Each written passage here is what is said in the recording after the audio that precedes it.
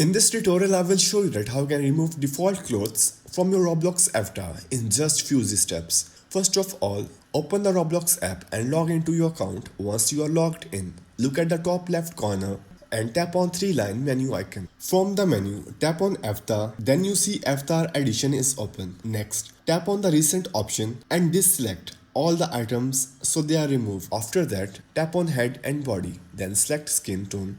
Here you will see all the available options. Scroll down and you will find option Advanced. Tap on it. Now you will see different body parts like head, left arm, left leg and right leg. Now you can change the color of each part. Start by changing the left arm, then the right arm, followed by the right leg and left leg. Once you have changed all the colors, tap on done and that's it. This is how you can remove default clothing from your Roblox avatar. If you found this video useful, don't forget to like and subscribe. So that's how you can remove default clothes from your Roblox avatar.